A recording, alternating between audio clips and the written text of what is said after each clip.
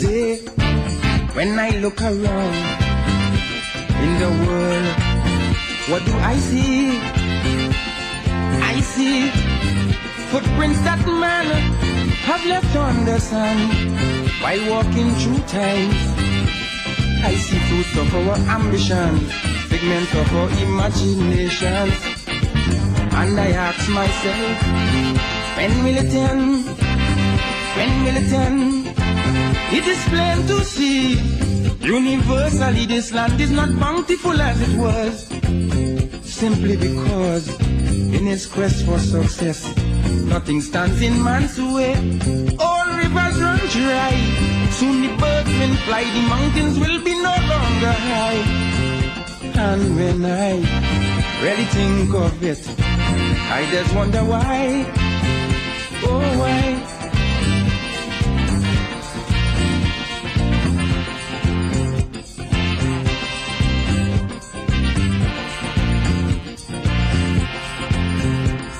I see charity deplored, equal rights totally ignored, wisdom and ingenuity working in accord, simply to afford such inventions as thermonuclear warfare and environmental warfare. And I wonder now, where do we go from here? Prophets everywhere gaze upon the horizon and declare that judgment will come as the savage hands of unscrupulous men defile everything pass by. Time is running out as we eat and drink, species at the brink of being extinct. And I think no one can deny that the price of progress is high, real high.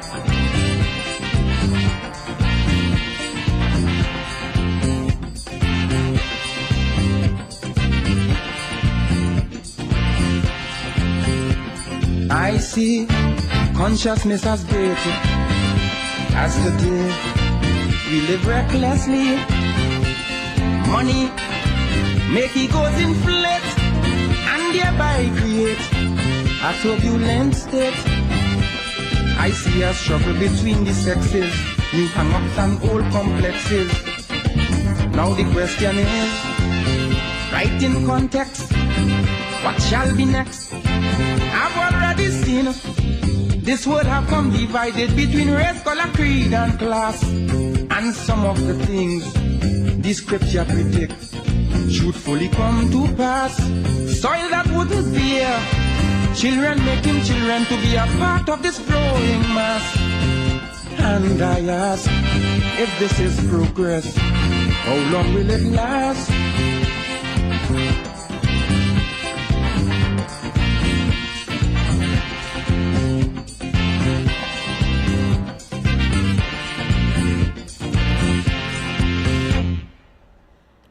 Yes, indeed, of course, a present good night to all and sundry, East, West, North, South, Central, our friends in Tobago, and wherever you are. Streaming on the World Wide Web, a present good day to you. This is, yes, the Corridor Transformation, your host, Lennox Smith. And yes, indeed, of course, as the music will suggest, what is really progress? What is really advancement? And whether or not, whatever conclusion we would have arrived at in terms of a definition, whether or not it is sustainable.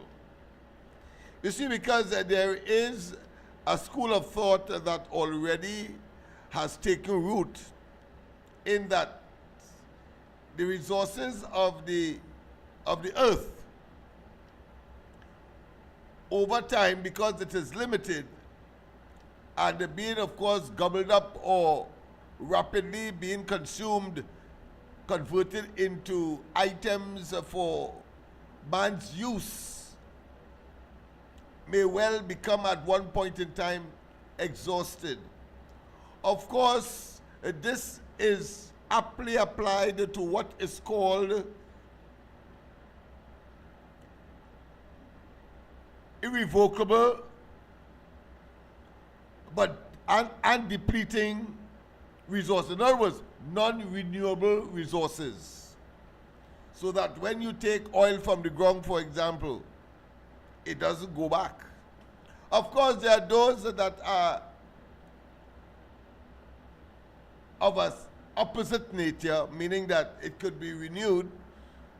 When you engage in agriculture, for example, you can, of course, monitor the seasons,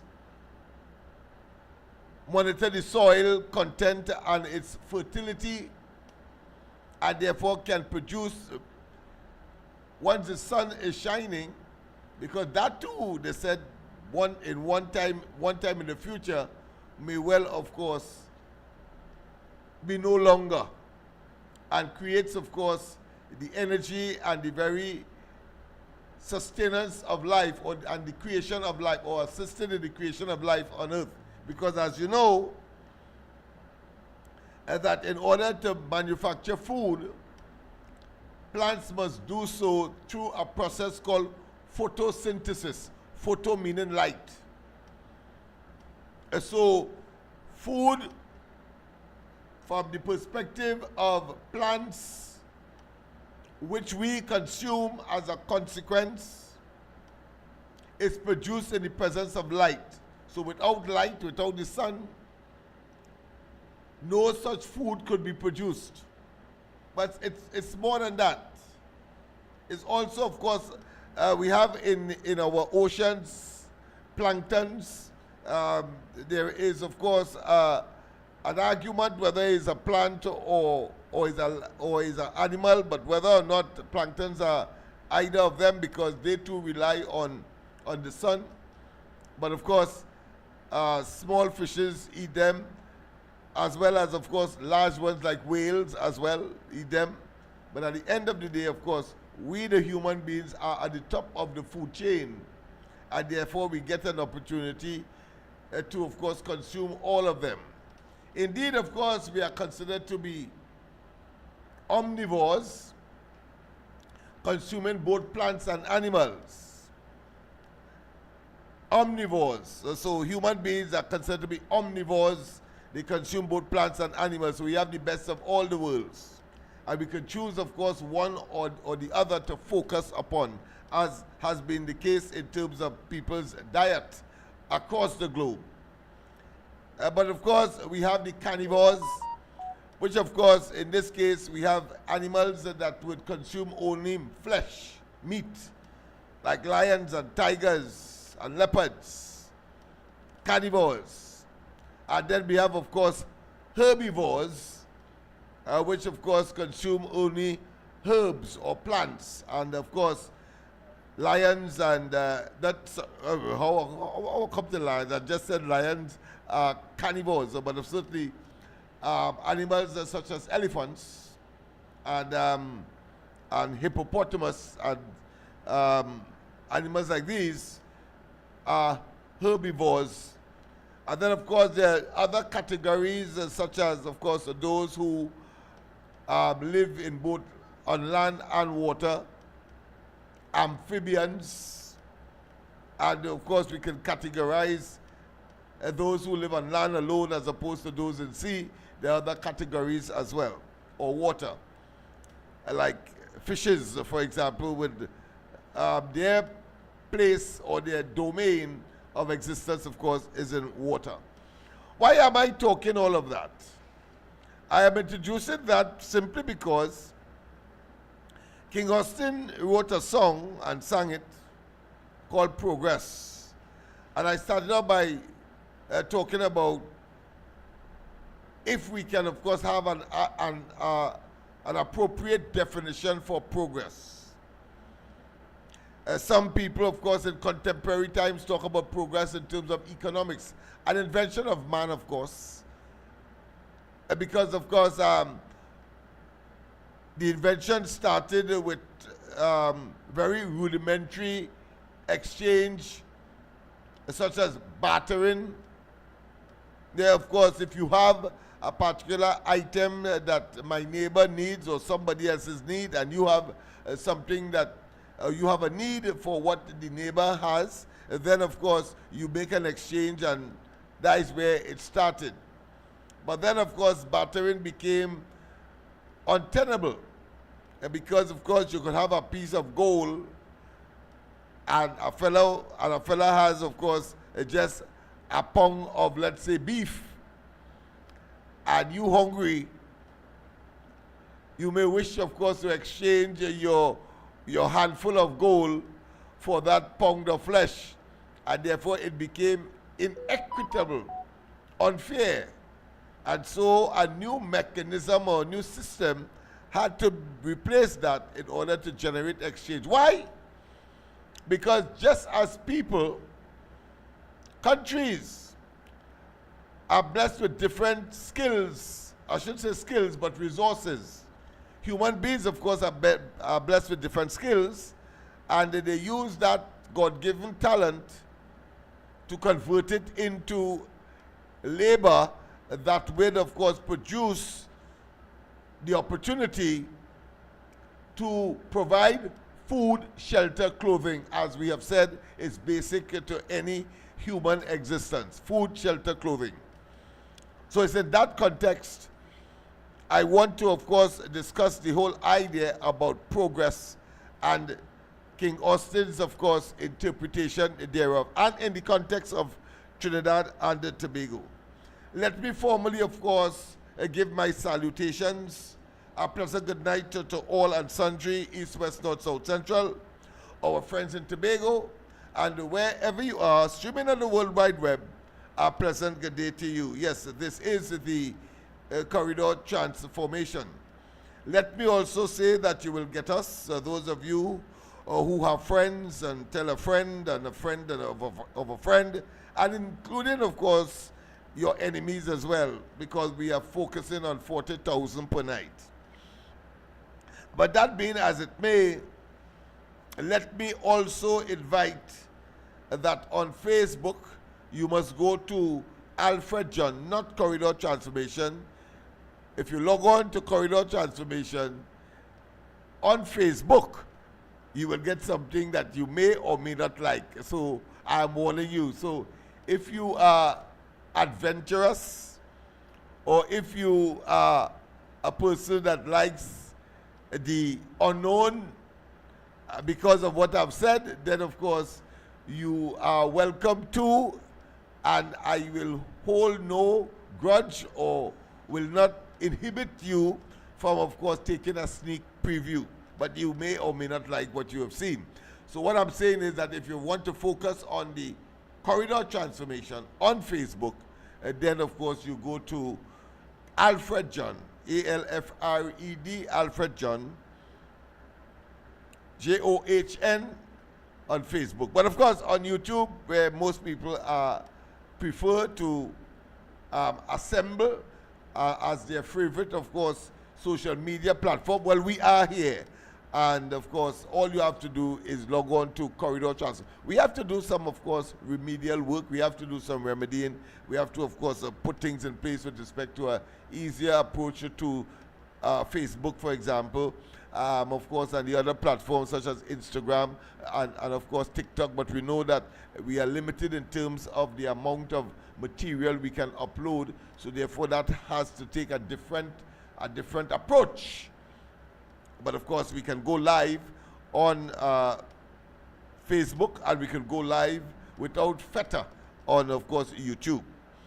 In the background, of course, you would see that I have brought back some of the highlights of the emancipation and the garb. You can't smell the food, and you cannot, of course, hear the songs, but certainly because there are pictures, frankly, that I have put together a montage in order, of course, to give you what a feeling as to what transpired, particularly among the African community, because this program is focused there simply because we have accepted that the African community is at the lowest end of the socio-economic ladder, even though, of course, we can identify dirt poor Indians and dirt, but that I cannot say the same for Chinese in this country, Syrians, Lebanese, or what we call the local whites. I can't say that for them. Of course, we are having, of course, an increasing number of white-skinned persons, but certainly from a Spanish perspective, coming from Venezuela, and therefore, of course, they are rapidly, of course, ballooning the poor, what I consider to be the poor in the society. So they are part and parcel of that grouping. Whether we like it or not, they are here. And of course, we have to find ways and means to live together in this melting pot called Trinidad and Tobago. So that being as it may, let me, of course, just give you another piece of our good friend.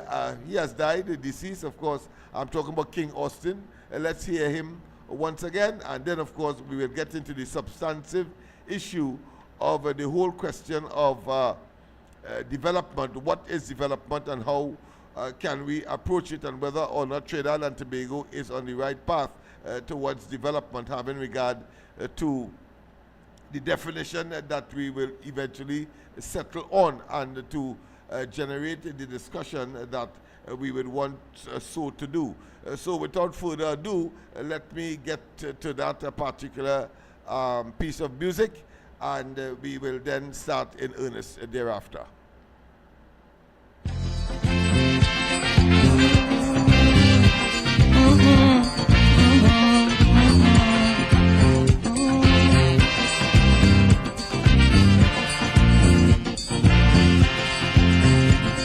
Today, when I look around in the world, what do I see? I see footprints that man have left on the sand while walking through times. I see fruits of our ambitions, figment of our imaginations, and I ask myself, when will it end? When will it end? It is plain to see, universally this land is not bountiful as it was, simply because in his quest for success, nothing stands in man's way. All rivers run dry, soon the birds will fly, the mountains will be no longer high. And when I really think of it, I just wonder why, oh why.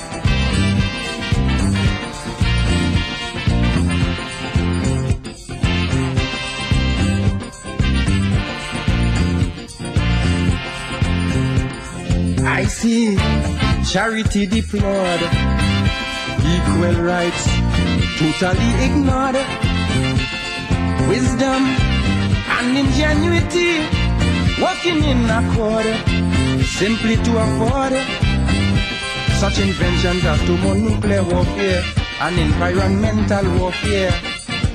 And I wonder now, where do we go from here?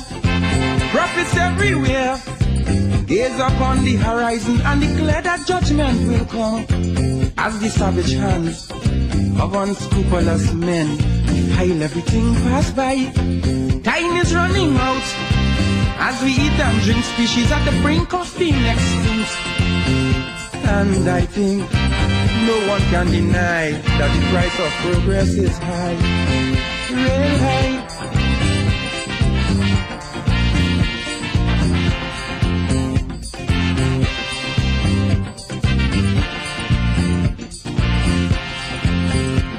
I see consciousness as great as today we live recklessly. Money make egos inflate and thereby create a turbulent state. I see a struggle between the sexes, new hang-ups and old complexes. Now the question is, right in context, what shall be next? I've already seen this would have come divided between race, color, creed and class. And some of the things the scripture predict truthfully come to pass. Soil that wouldn't bear children, making children to be a part of this growing mass. And I ask, if this is progress, how long will it last?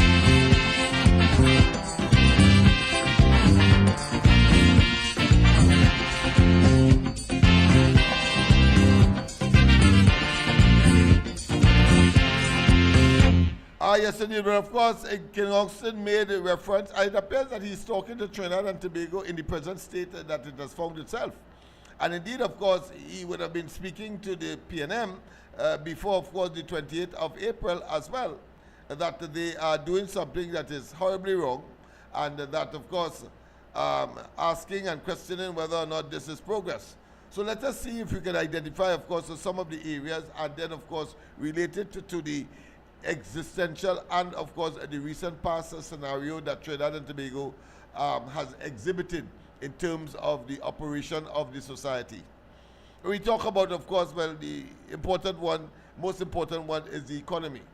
Whether or not we have been able, of course, to deliver, because in order for us to have a vibrant economy, and therefore it connotates or it suggests that there should be people increasing in wealth, their quality of life, their standard of living, their well-being must be such that you feel comforted and comfortable in living in Trinidad and Tobago. But then, of course, we are also swamped with and must consider the whole question of crime and criminality. And, of course, the moral and ethical standards that our leaders and the honesty or dishonesty thereof. And to what extent these would have contributed to the misfortunes of Trinidad and Tobago in terms of our development. We cannot help but focus on that, people.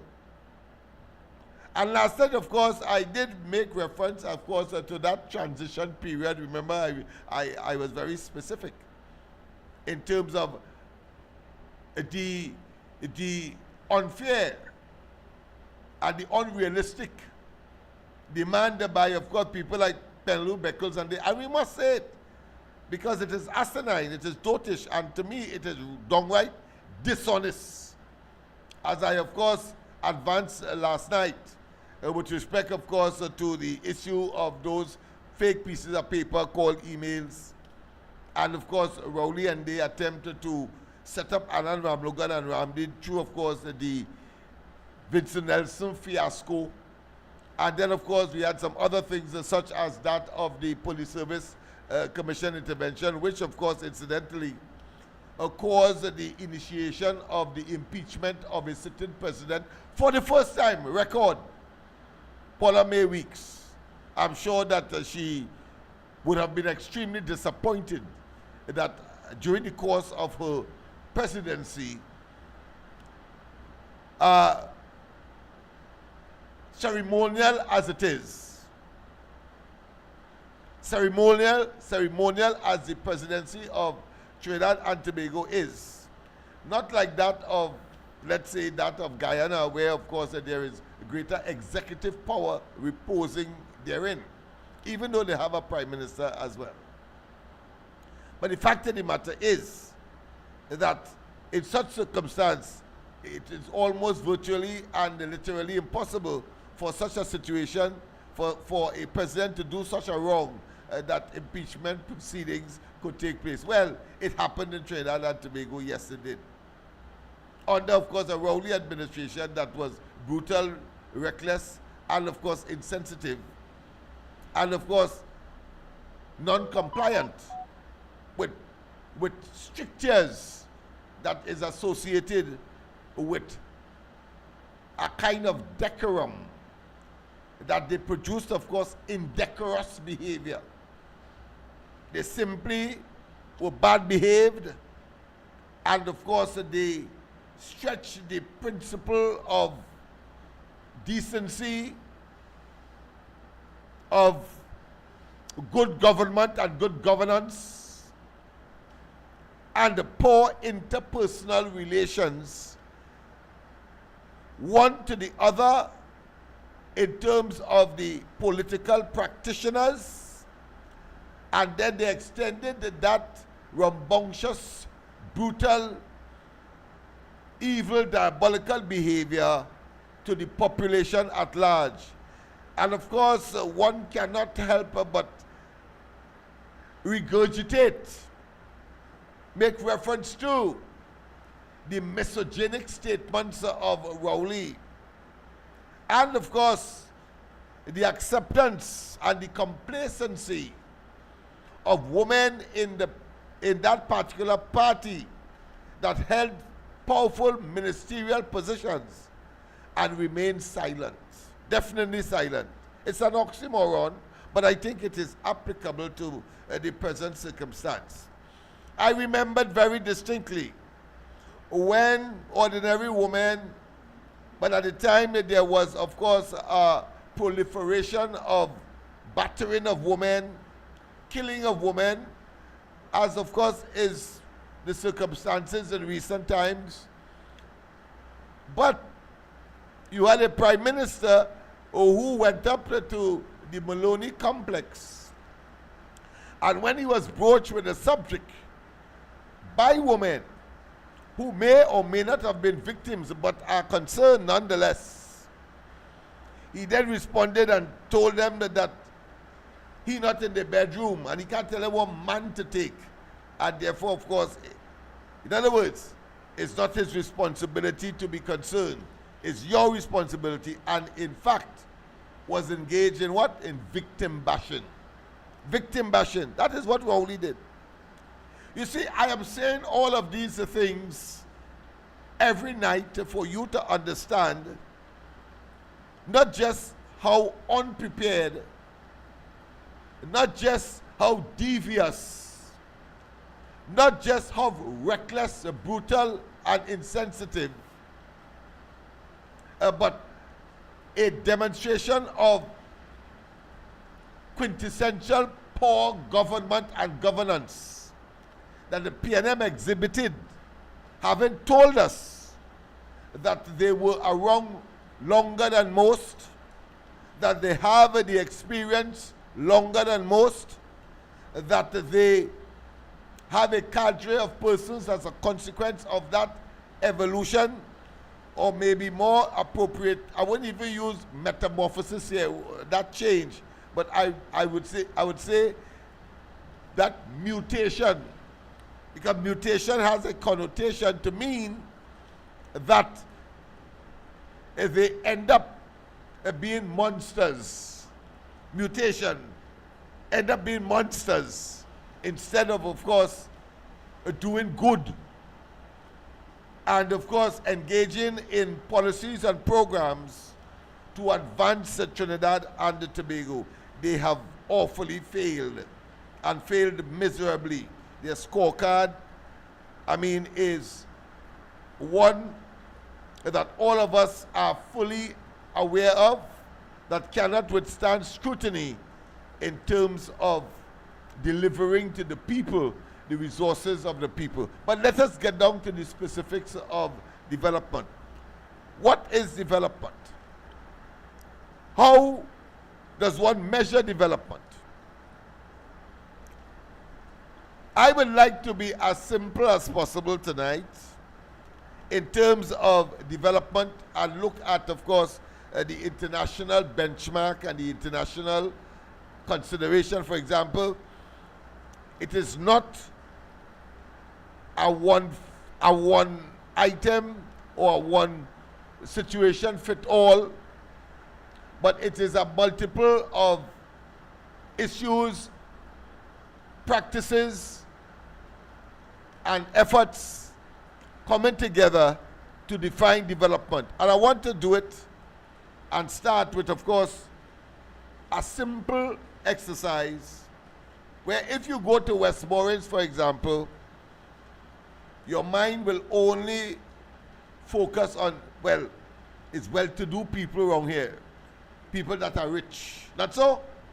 However, if you wind your way along and into the hills of Laventille, another impression your mind will, of course, deliver to you, and that is poor people around here. And, of course, inside of that, having, of course, gotten that generic assessment of who they are or who occupy the respective spaces that are diametrically opposed to each other in terms of your mindset and your understanding, and then you would of course either be surprised or not surprised as to what is taking place in either camps, so to speak. So in the West, we expect to see big time cars, we expect to see doctors, lawyers, businessmen in the upper echelons, in the commanding heights of the area that they would have specialized in, whether it be banking, and owners of the banks as well, at the major business establishments. And you will see a socialization process that shows that if they have a function, they will go to, of course, one of the many well-established hotels and places where conference rooms are provided and halls are of such what I consider to be beauty. The aesthetics, I mean, impeccable. The swimming pool. And total and absolute respect for those who are either providing the service or those who are the entrepreneurs, because they know that these people are their customers, and therefore business will not be as successful or to the optimum if you disrespect those who are patronizing the business or their customers, in other words.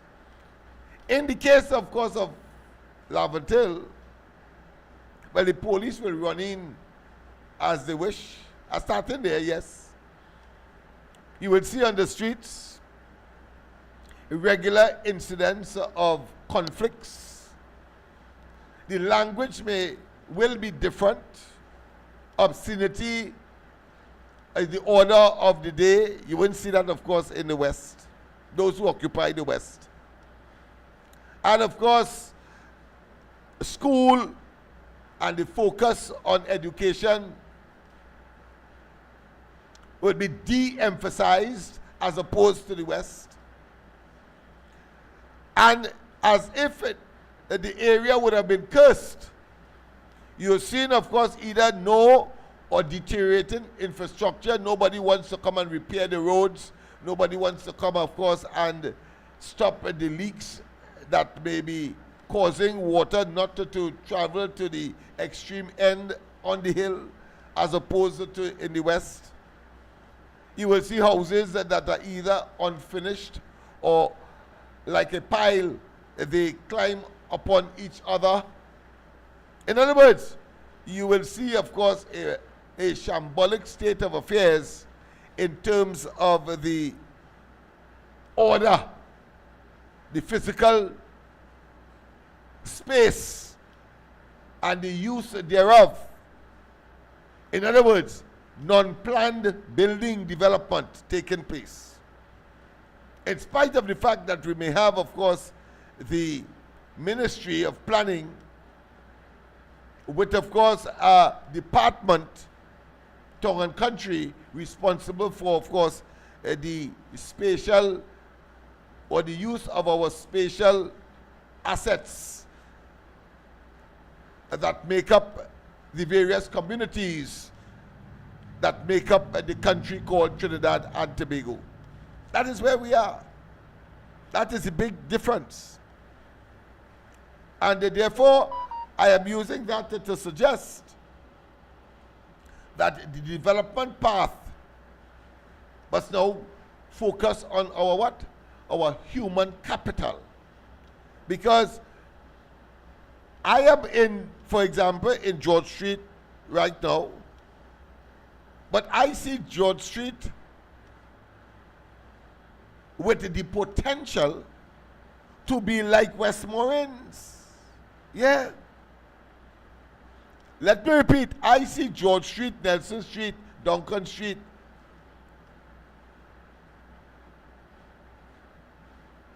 And all the streets in East Port of Spain that are now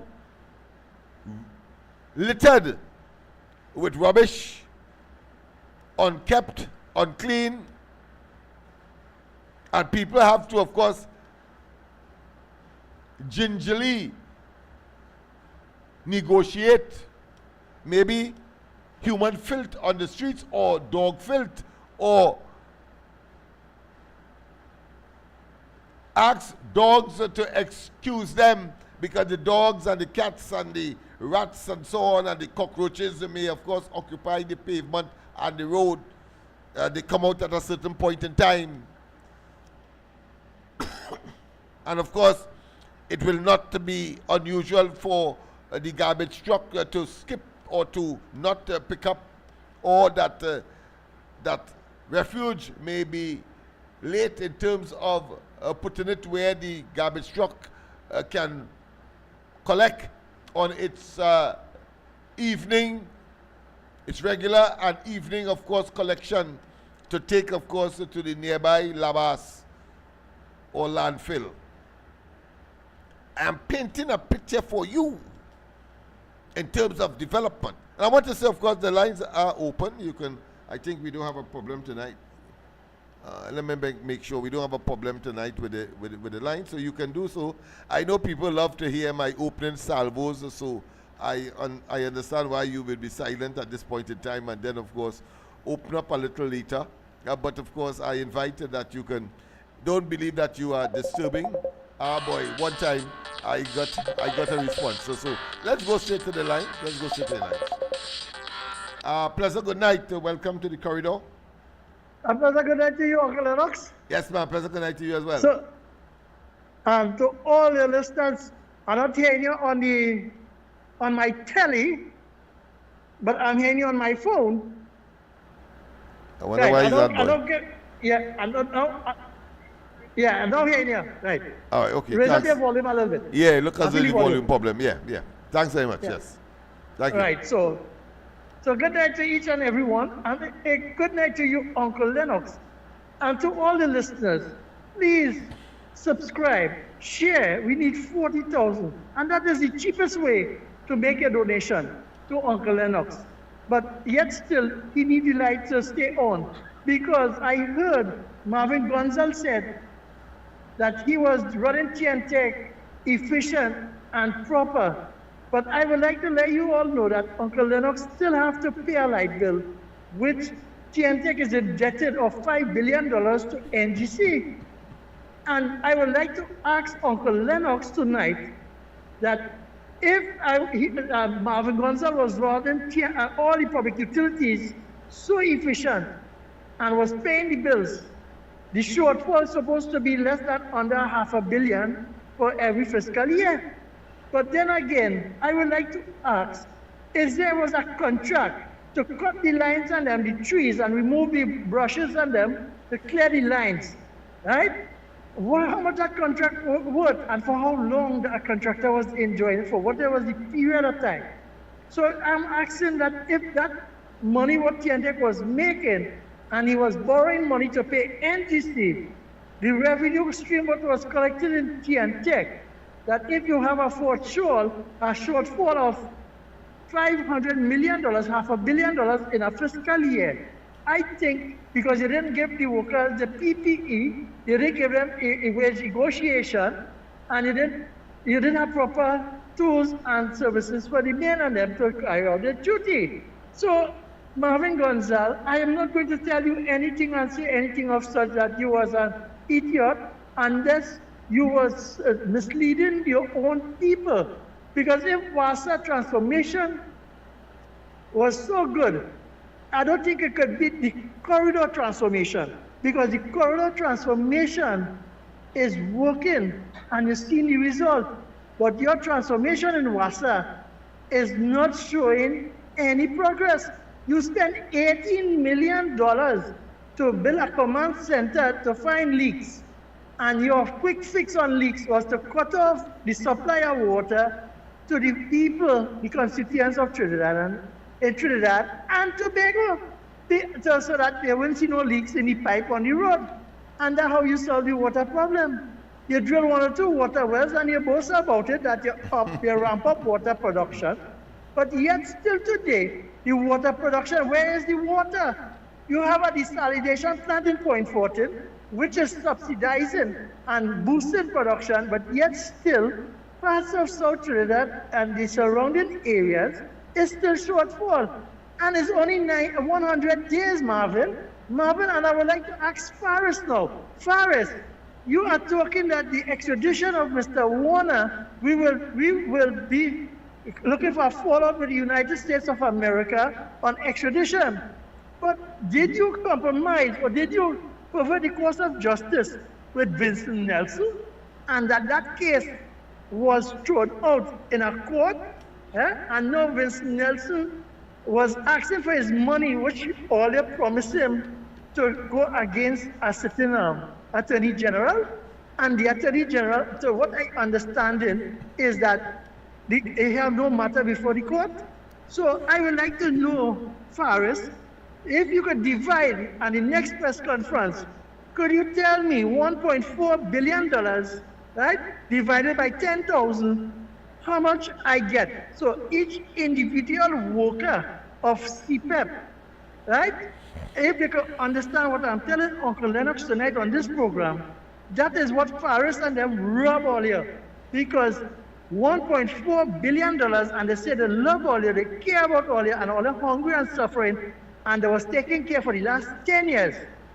Uncle Lennox, could you get a calculator and tell me before the show is done, a rough measurement that if I take 10,000 into a 1.4 billion, how much one person would I get for the last 10 years? And you will see that Faris Arari rental for the 10 years is still falling short of one CPEP worker. So when CPEP workers, please, my brothers and sisters, we don't hate all here, we despise of all here. It's just that Eric William had taken away all the grandfather and grandmother patrimony and never show all of the way and the light.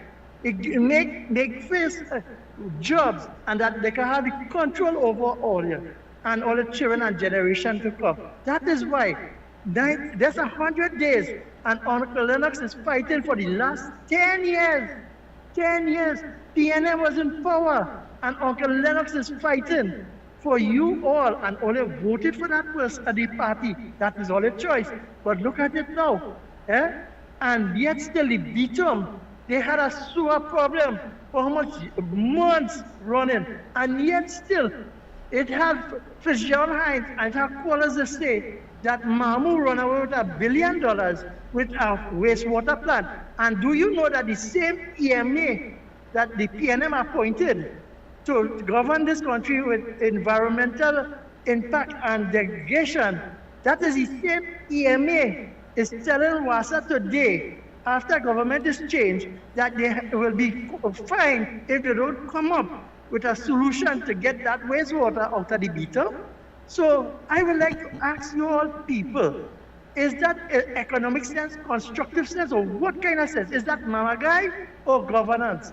And yet still, they say Mamu run away with $1 billion, you know. And that same EMA give approval to go through one of the world's finest reserves, where scientists from over the world find insects and plants to find cure for diseases. They give them the approval to go carry a highway through it, and the highway is substandard. So Uncle Lennox is talking, don't be misled. He's talking about the economic change. And with this economic change, I was asking how it is these utilities and this money was allocated and spent and misappropriated. Why is the people of Laventille today is not better than Westmoreland? Because you telling me prime real estate on the hill, that they'll come out in a veranda and overlook the Gulf of Paria. That is a billionaire dream to own that kind of real estate. Just imagine dilapidated infrastructure on the hill as rainfall, wall falling on people, mashing up people's house down the hill, damaging the yard. And 10 years the PNM rule, and 10 years you all give them the support. Is that neglect, mamagai, or what? And yet still, as day followed night, and the watchman waited for the sun to rise. Uncle Lennox will take you all out of this bondage if all you only let all yourself the opportunity and be patient and rally around Uncle Lennox. And I want to tell all of something. They're talking about garbage all over the place and CPEP gone. Is it the Borough Council that's clean place too? What is the regional corporate, the Borough Councils and them do? Just 100 days ago, money missing in San Fernando. How much thousand? So you telling me the fiscal year is done and the Borough Council them money done?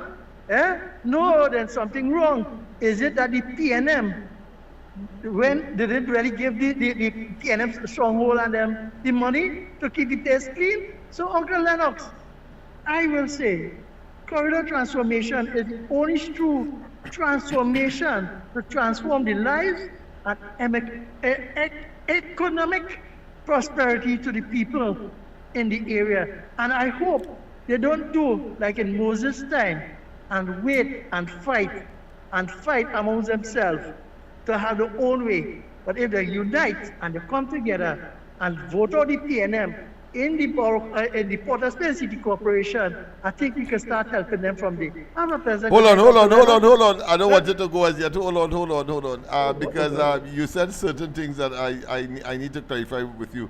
Well, okay. First and foremost, let me tell you that when I spoke of the filth and the state of nastiness of the streets in East Port of Spain, that is in spite of the fact that there was CPEP and there is, of course, the city corporation workers that of course, would make some attempt at cleaning, because, of course, if they were not around, I don't know, things might have been worse, and it is already bad.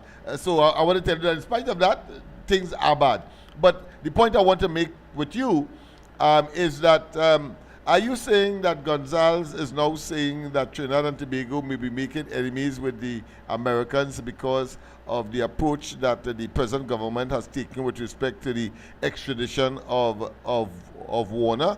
And I'm saying so against the background that somebody could call in to correct me, because if it is that the Americans are interested in Warner, then one would have expected that they would have asked, there is an embassy here, they would have asked to join in the proceedings that are taking place before the court. And of course, my position is, even though I'm not privy, but my position is that the Americans could never be interested in Warner again because of a judgment made in the Supreme Court in the United States, which said that the United States, in effect, overstretched its hand by trying to get into FIFA's business. I think essentially that was the message, and therefore a number of persons that were charged in the United States eventually, of course, were set free, and they are now free of that. So I'm saying this, Mr. Faizabad, to ask you the question. In such circumstance, we know of no one representing the interests of the United States in with respect to the I would say repatriating, but certainly to getting Warner extradited to the United States. That's one. And two, having regard, of course, to the decisions made recently by the Supreme Court of the United States. How could Gonzalez come up with that notion? Is it one of panic, trying to generate panic in the society, or is it one, of course, where he's so damn ignorant and callous and reckless that he wants to make statements, but when he opens his mouth, he seems to be, of course, spitting in the sky, and the entire thing is falling back in his face. Go ahead, my friend. Okay, before I start to answer, I would like to make two corrections on behalf of my host, Mr. Lennox Smith, on the corridor transformation.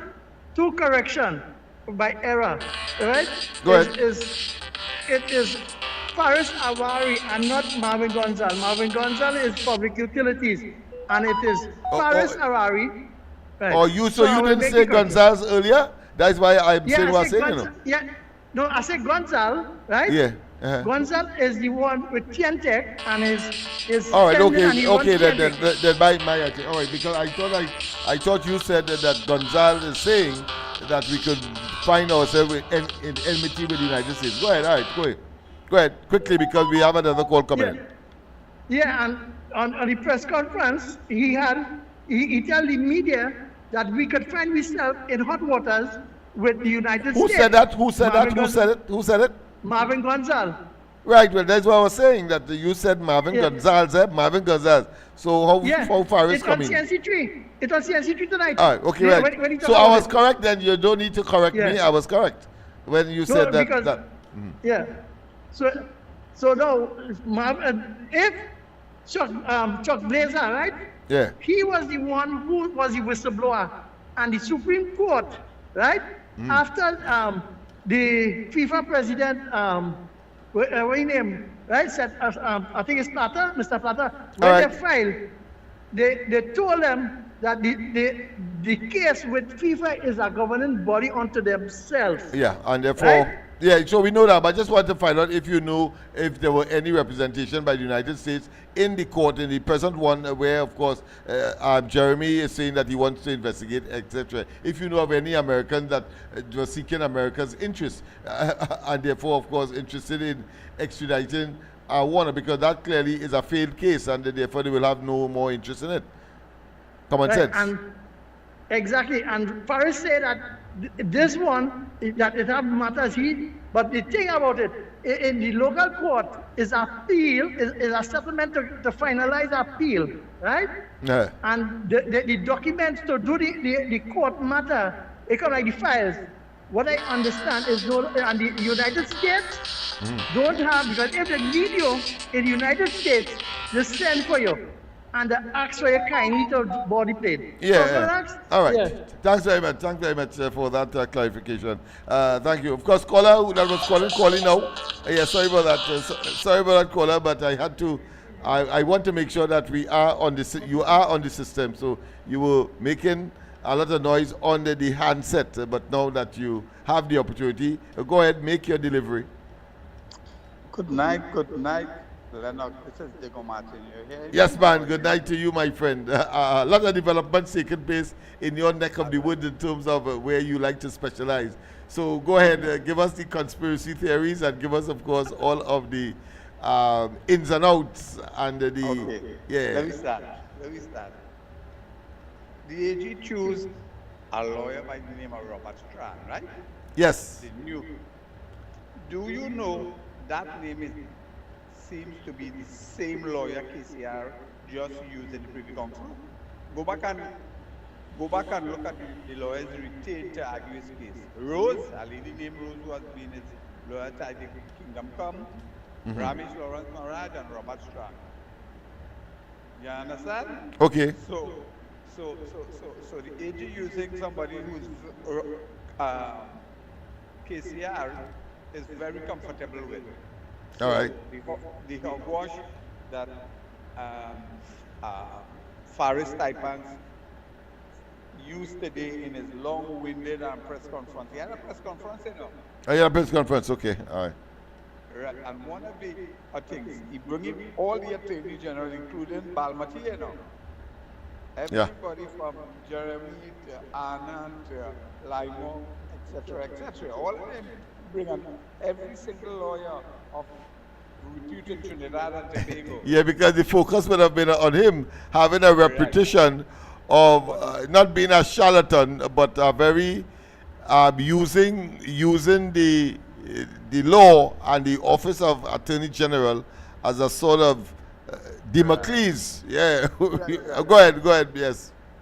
But what I listened to it, and he said something that is strange to me. You know, during all the proceedings, the Americans say they want the man extradited. But you know, when the Americans attempted to, I think some of the courts say, okay, no, the Attorney General handled all of that. But they eventually entered into the proceedings. There's a word I term we use for it. And Taipans told us today that the Trinidad taxpayers, and by extension his office, pick up the tab for independent counsel to represent the American interests. Imagine that if the Americans want the man so bad, why could they pay their own lawyers to come and be part of it? Thank you very much. That's the clarity I wanted, because obviously the Americans have an interest, and therefore they would have, as they have done in the past. But clearly, what transpired in the United States made it null and void and of no effect for them to pay any interest as to what's happening in Trinidad. Apparently, Ala Taipans take our money to look after somebody else's interest. Did he really wanted to shop Jack one out of the country? So that is where all the confusion and the alleged corruption might have taken place. That is why when Jeremy in Parliament said, I'm coming for you, I'm coming for you, and I'm coming for you, and he said what he met in the Attorney General office was a mess. That is what he tells us within his first utterances as the new Attorney General. Now, you know I like my little conspiracy, yeah? Yes. Let me go back to history. You remember a fella they called Selwyn Richardson? Yeah. Selwyn Richardson was a policeman, become a lawyer, studied in England and come back and joined the PNM in 71. 71 to 75, he was part of the PNM. Yes, and of course he was eventually killed as well when they demitted office in 91. But Yes. Yeah, but listen to this, he was part of that. They made him, Eric Williams made him Attorney General Yeah. after 76, right? For that period. So he was in the bosom of the PNM because Eric wanted protection and he had to trust a man. So at that period, there's two people he trusted. He trusted O'Halloran with money, and he trusted Selwyn Richardson to be illegal code. You know, code is the lawyer for Al Capone and all of them out there. when Selwyn Richardson saw all the corruption, he couldn't stomach it. He left the PNM, or I suspect the PNM run him. All right. And ended up in the NAR. And he ended up with the NAR as what? As the Attorney General. Attorney General, that's right, yes. So he would have known where all the bodies are buried. Yes, yes. I would think so, yes. And the first one he went for is for the executor of Eric William Will, the Johnny O'Halloran, the 10% man. So you need somebody from within the PNM to understand this sort of corruption, to prosecute them. Let's fast forward now. The Piaco airport. The person who prosecuted that and took that to the fullest extent to the current Attorney General. But he was forced to do that because three fellas, Ramesh, Ralph, and Romeo, tell him there was corruption in the UNC. So he had no choice. And he had to go to track from all of them, so he had to act. But you know why he had to act? Because he was inside the PNM. He understood what a PNM trade minister could do, the Chinese man. Yeah. So he knew everything with respect to corruption in the PNM. Look what we have now. We have a former PNM Attorney General twice, newly minted, is part of the new government. He has a history of where all the bodies are. That's why you can't tell them, I'm going for you, I'm going for you, I'm going for you. And this And he did say categorically who he knew. Who he knew. So that is a definite statement. That is no skepticism. There is no ambiguity there. Go ahead. No ambiguity and conspiracy. We come in after you. And You see the mother of the nation, you see wisdom, she had to look for Attorney General who understand what is going on from the bowels of the PNM forms. Since then to now, because remember, it's twice he was the Attorney General with Manning, you know. Manning picked him, and when he realized stupidity run, Manning bring two ladies, blue hair lady and Glenda Maureen, and them was like Balmati. Didn't do the thing, and he bring him back. You understand, to get protection and to understand the thing about the man. He know textbook law because he's a senior rector at university, and you know the workings of the government. So those two skills need what we need, because let's face it, a lot of people into politics who are ministers still have to is a steep learning curve of the running of a ministry, because you know them PNM PS go hide the information from them. The only one they get away with not a PNM prosecuted was Marlene. But Marlene, the evidence was, she couldn't get away with the kind of evidence they had, because she was prosecuted under PNM regime. Yeah, regime, yes. But soon after, the fella who prosecuted her, the senior police officer, they do my Ola, they arrest him. You understand? He was the PSP man, and you call him. So that is the corrupting PNM, people have to understand the history of the PNM. You have, just like how the prosecutor Al Capone, and they say the accountant give them all the information.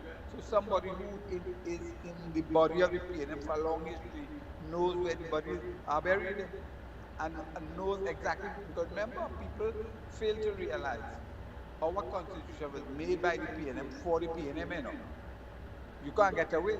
That is why we can't remove the president yet. That is why the police service continue to not to help fix the police service. You know, I've heard that, but I mean, if you have people with integrity, then of course that argument is thrown out the window. But clearly, it is designed for the PNM, because the PNM expects that it will be in office all the time, because it's their people who would occupy these high offices. But once that chain is broken, then they find themselves in the situation that they have found themselves in. There's no getting away. They could jump high, they could jump low. Go ahead. My last point. We have somebody in the Senate is a monk, you know, spreading the gospel of the PNM, and you know that Monk Vera. You understand?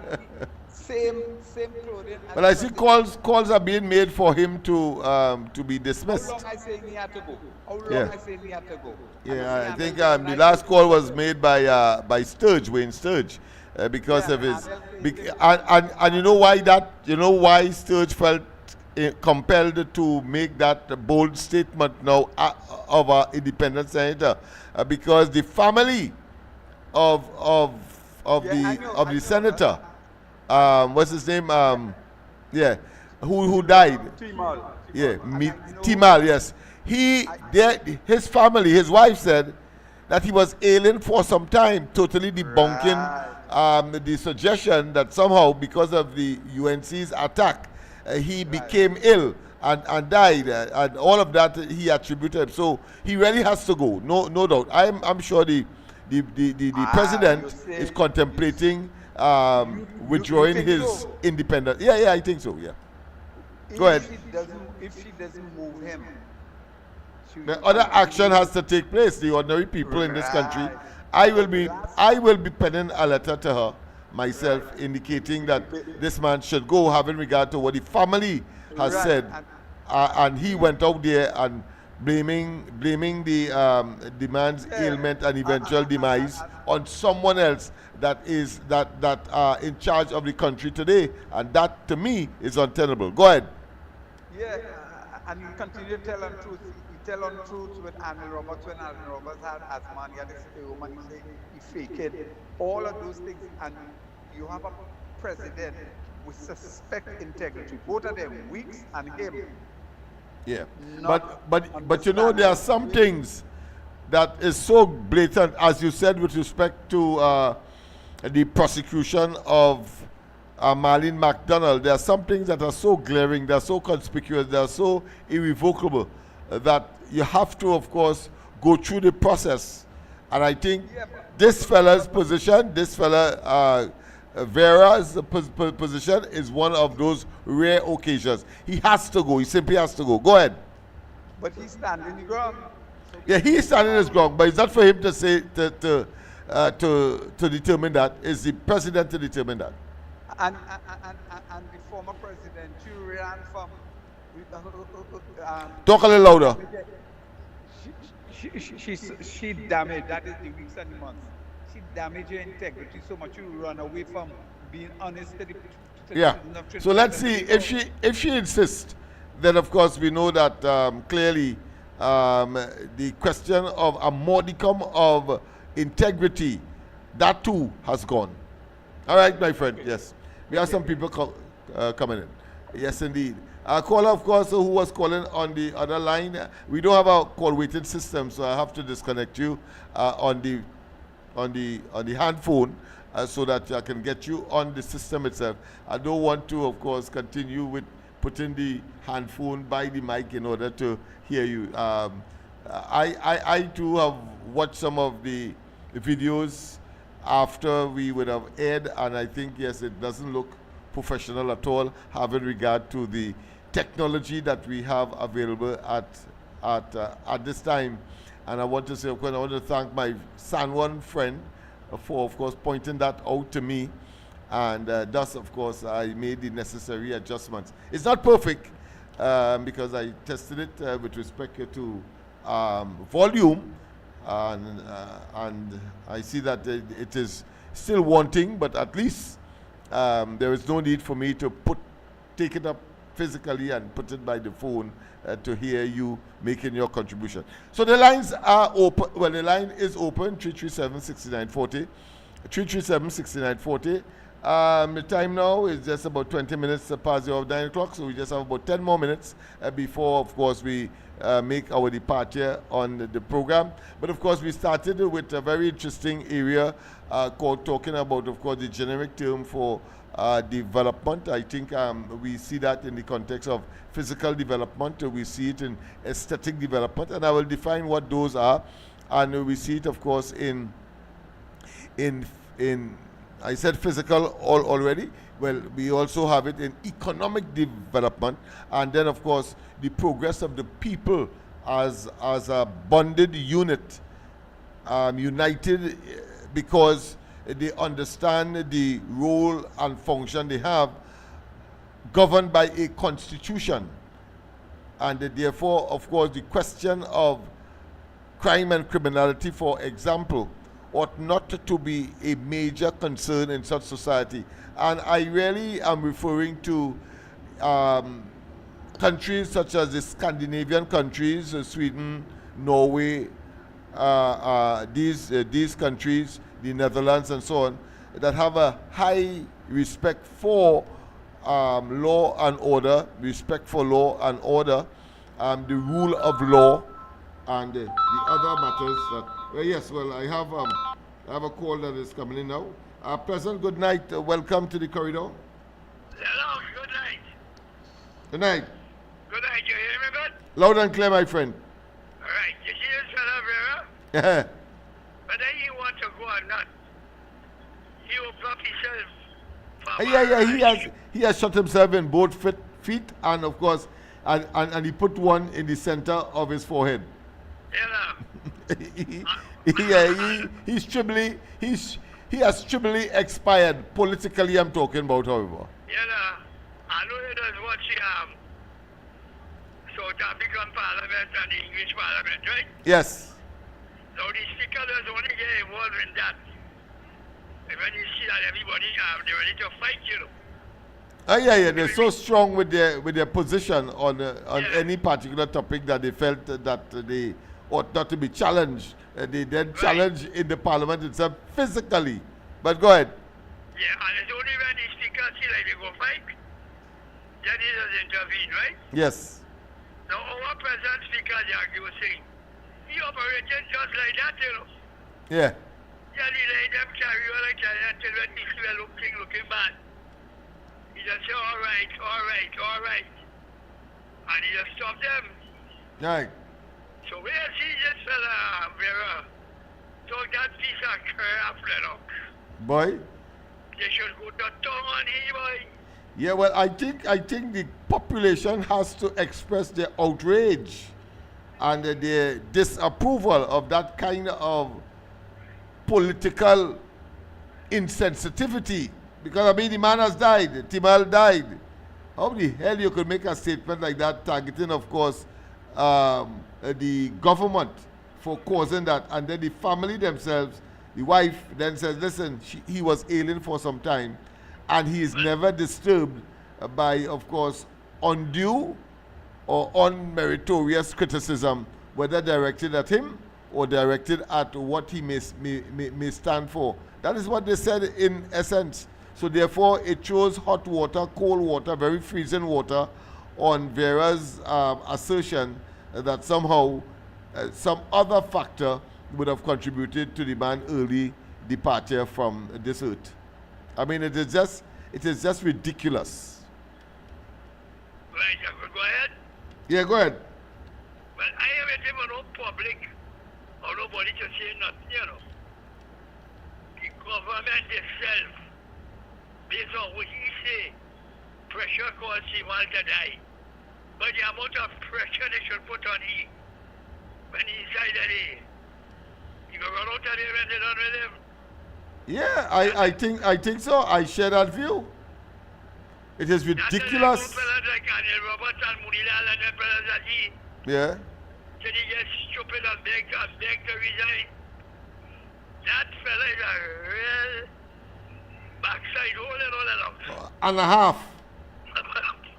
Yeah, he doesn't give more than just one. He has to have more than one, but the man has enough stupidity for everybody. Remember the crap he did talk about Columbus? Yes. But that, a man set a compass and know where he going. Simon. Every time you go, of course, he must know. That fella, Lennox, Yes. I call it on the government. Yeah.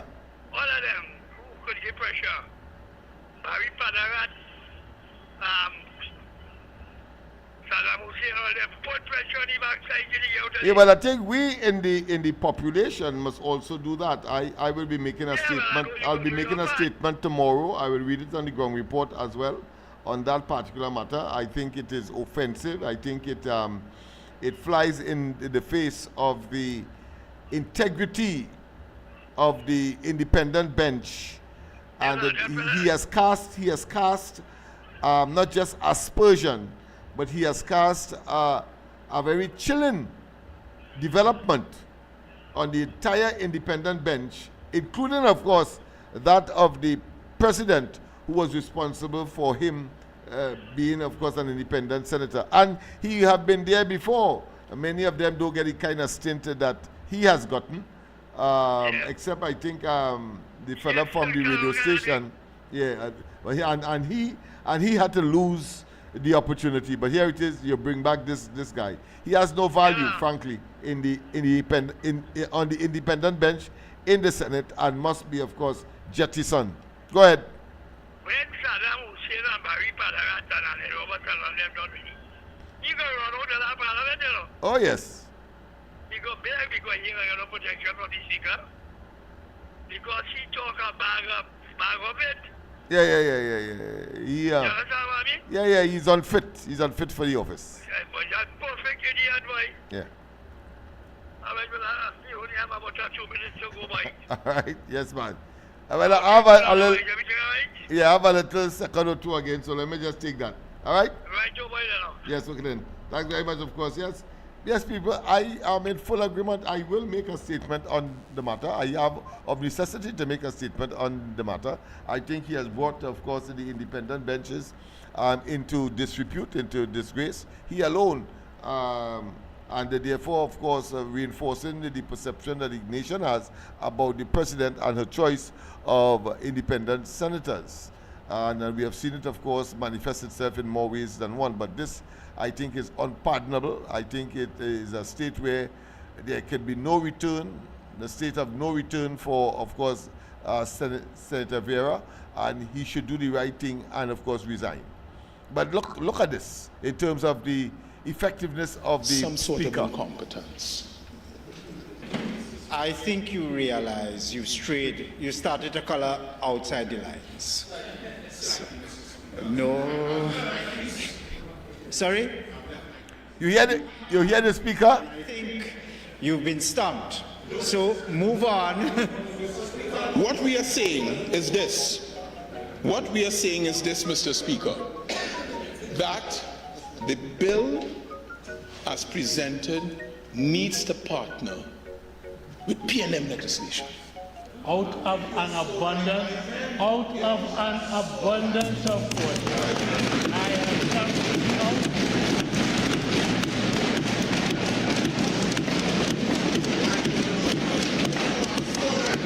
That's all. I dance. I'm not bright. I read that. I don't see. The court decided already. Please let us.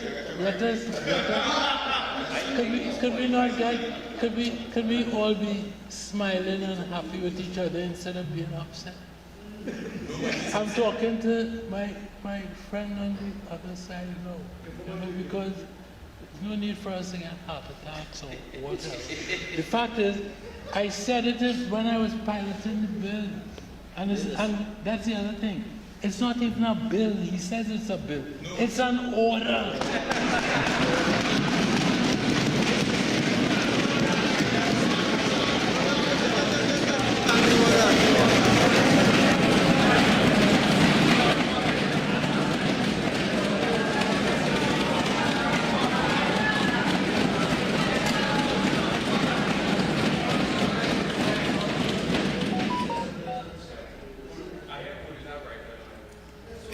Is your interjection based on you never said it was a bill? You did. Overruled. You did. I want to lie in front of everybody in the parliament, you know. Refer to it as a bill. Let's just move on. That dunderhead called Scotland.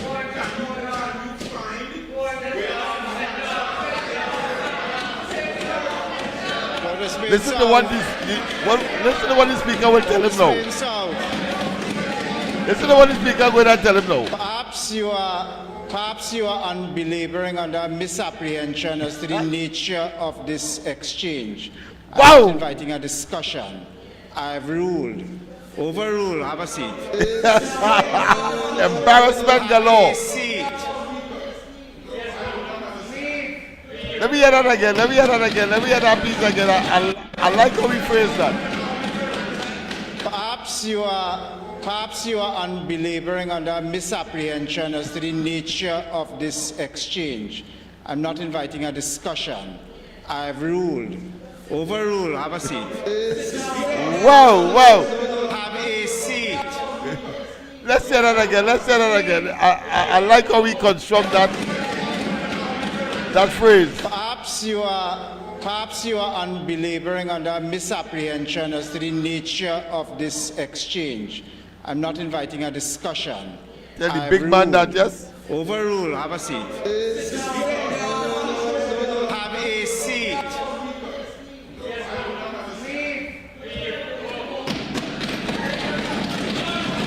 I've often asked myself, did I speak out of turn when I said I was going to war with anybody?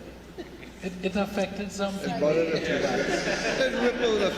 Just to be clear, you know, I declared war on corruption.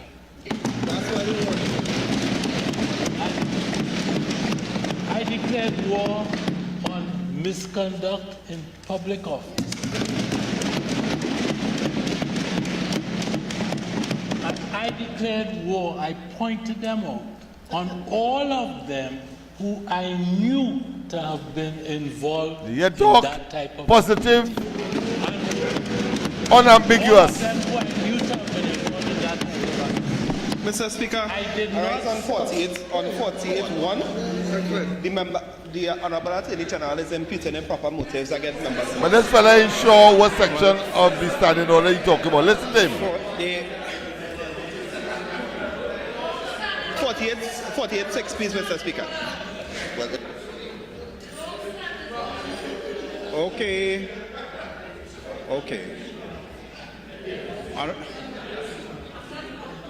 I think the Honorable Attorney General was speaking figuratively. Continue, Honorable Attorney General. I'll just be one more minute, friends. I know that you all are suffering. And just to remind you, I left you fellas alone. I am sorry for you. I'm sorry for you. I will declare war on you. I will give you comfort and solace. And I will not declare war on certain other persons who, on the front bench, I know were not involved in that type of behavior. Sorry. Everybody else who has been involved, in the abuse of public office for the last 10 years, I will make it my business to deal with.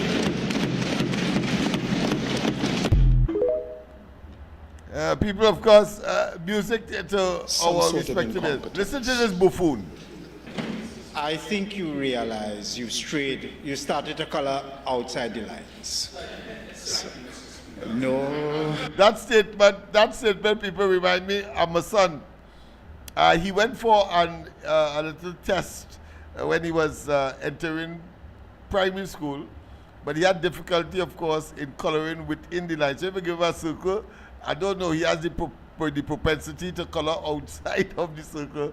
If it's a square, same thing, and so on and so forth. So he got a test of that nature, and the man colored outside, the true to form outside. Well, of course, obviously, the result was that, of course, he had difficulty with that. Well, I want to tell you that today, of course, he's coloring inside of the circle, but it just goes to show. But it appears a big man like the representative for Port of Spain South, Adobo Scotland, didn't understand the term when he said, of course, he was strained, meaning that he was, of course, bringing into the discussion in the Parliament the matter that was being debated. He was going outside of what was required of him, and the Speaker was simply saying, stay inside now, but he didn't understand. So the Speaker came up with another term. Listen to this one. Sorry? You have, and I think you've been stumped. So move on. So, of course, he gave up a corrected term afterwards because not only was he, of course, strained and was, of course, outside of the line in terms of his contribution on the matter. Incidentally, of course, remember Jeremy said that it wasn't even a bill, but he was referring to the matter before the Parliament as a bill. But of course, Jeremy had to correct him and say, no, it wasn't a bill, it's an order. And of course, he stood up, being embarrassed, he stood up to say, well, no, he didn't say it was a bill. Well, of course, the Speaker ended up saying, well, no, you're lying. Those are my interpretation. But of course, in Parliament, you have to use parliamentary language. I don't have to use that. And so he told him in no uncertain terms, you're lying. You did say it was, of course, a bill.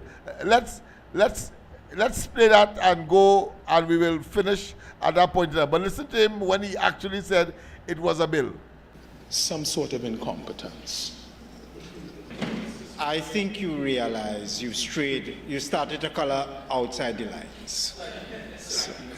No. Sorry? You have, and I think you've been stumped. So move on. What we are saying is this.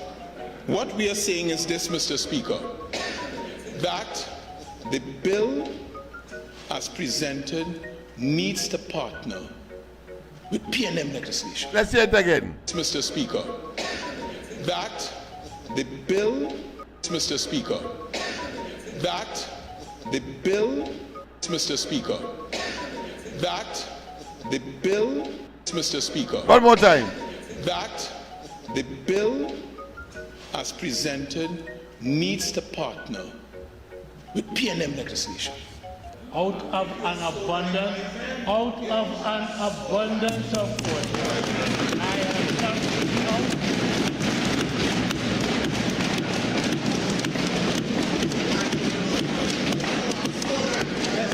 Just I dance, I not bright. I read that. I don't see.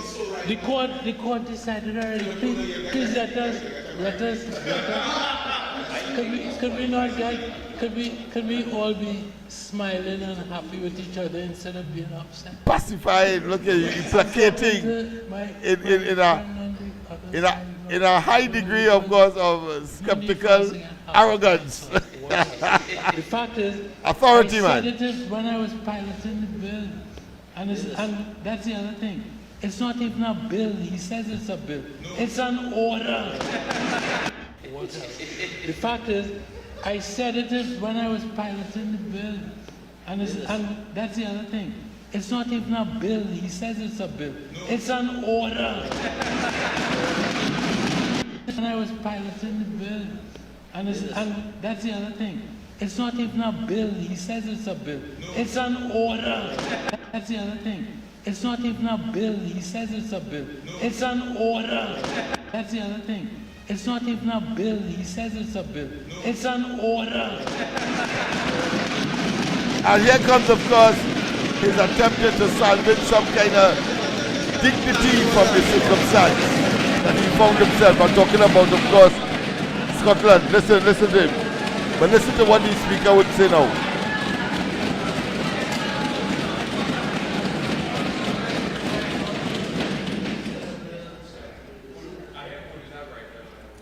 Is your interjection based on you never said it was a bill? You did. Overruled.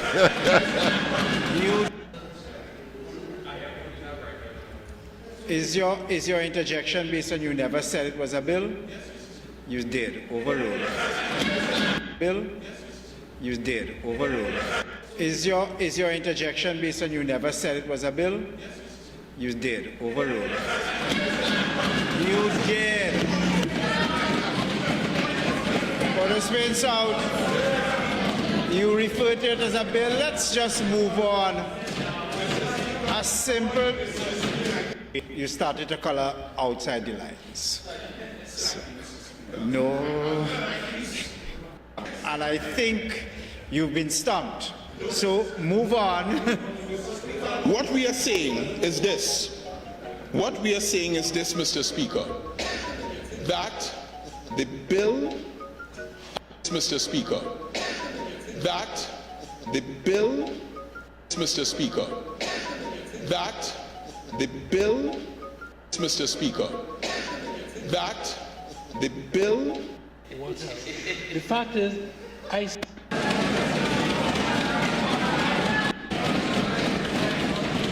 Is your interjection based on you never said it was a bill? You did. Overruled. You did. For the spins out. Well, people, of course, we have come with all that commotion. We have come to the end of the program. I trust that you were well entertained, as well as, of course, get a clear idea, clear insight as to the mindset of these nincompoops that are occupying the opposition bench in Trinidad and Tobago today, and therefore never again must one, of course, entertain that level of comedy that, of course, is the PNM. Discussion. I've ruled. Overruled. Have a seat. Have a seat.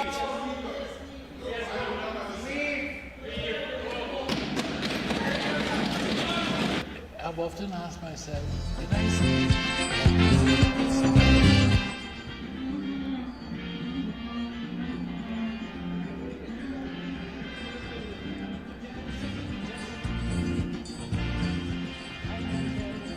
today when I look around in the world?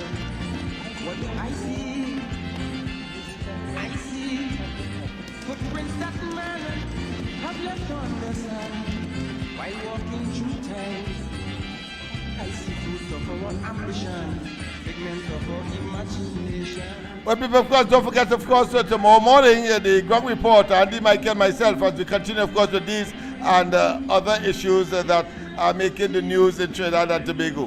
Have a wonderful rest of the night. God bless, and see you, of course, tomorrow night again on the Corridor Transformation, where we'll have more of these hilarious episodes of the persons who occupy serious offices in this country and just plain the fool. Never was ready, never were prepared, and just, of course, collapsing on themselves. The PNM has imploded and now must be relegated to the dustbin of political history in this country. Never again to rise to government in this country. Bye-bye. Have a wonderful one. Equal rights totally ignored.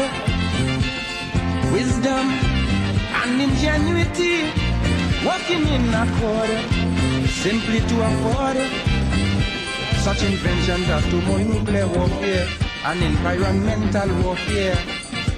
And I wonder now, where do we go from here? Prophets everywhere gaze upon the horizon and declare that judgment will come as the savage hands of unscrupulous men pile everything pass by. Time is running out as we eat and drink, species at the brink of being extinct. And I think no one can deny that the price of progress is high, real high.